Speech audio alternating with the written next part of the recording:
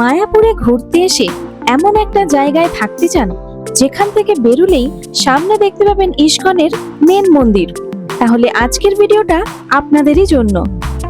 আজ আমরা ঘুরে দেখাবো মায়াপুরের অন্যতম জনপ্রিয় গদা ভবন, যেটা মেন মন্দিরের একদম পাশেই অবস্থিত।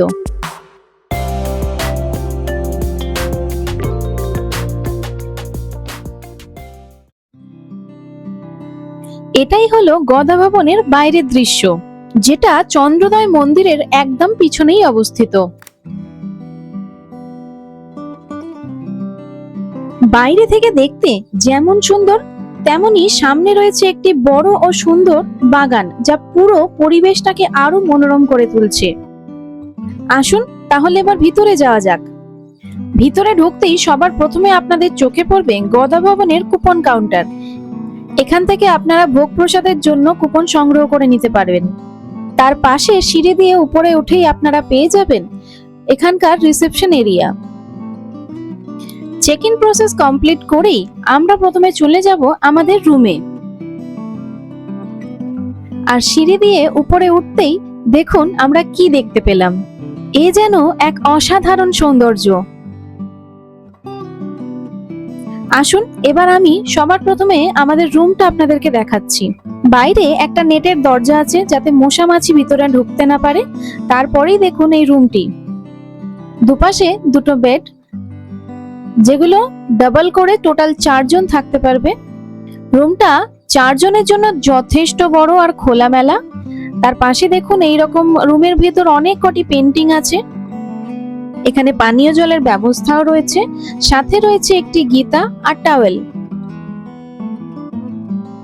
এই দেখুন আমি আপনাদেরকে একটা বেডের নিচের অংশটা খুলে দেখিয়ে দিচ্ছি।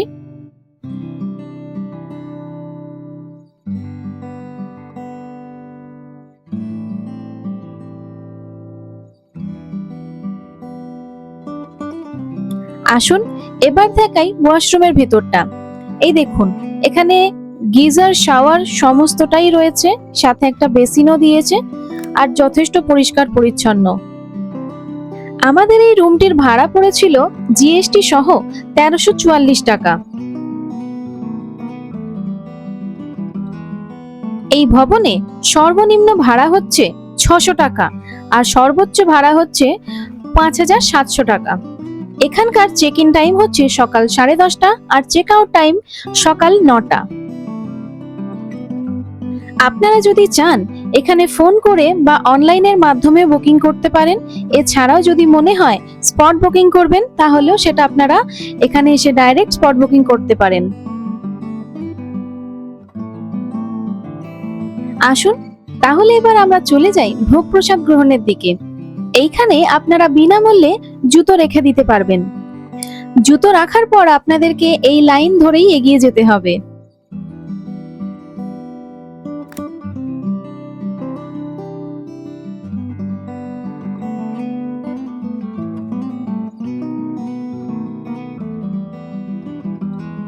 এই ভবনে 2 রকমের ভোগ প্রসাদ দেওয়া হয়, একটা হচ্ছে 150 টাকার আর একটা হচ্ছে 80 টাকার।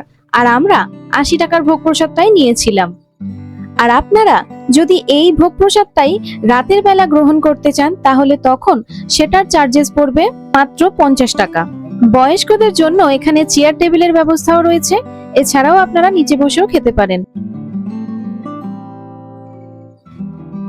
আমার এখানকার ভোগ প্রসাদ সত্যি খুব ভালো লেগেছে। আপনারাও যদি পারেন তাহলে একবার এসে খেয়ে দেখতে পারেন। কক্ষের ভিতরেই আরেকটি কাউন্টার আছে, যেখান থেকে আপনারা যদি আবার সেকেন্ড টাইম চান তাহলে সেখান থেকে নিতে পারেন। তবে খাবার নষ্ট করবেন না। আশা করি আমার এই ভিডিওটি আপনাদের ভালো লাগবে। আর যদি ভালো লেগে থাকে তাহলে অবশ্যই লাইক কমেন্ট করে জানাবেন। আর যদি চ্যানেলে নতুন হয়ে থাকেন তাহলে চ্যানেলটিকে সাবস্ক্রাইব করতে ভুলবেন না। ধন্যবাদ।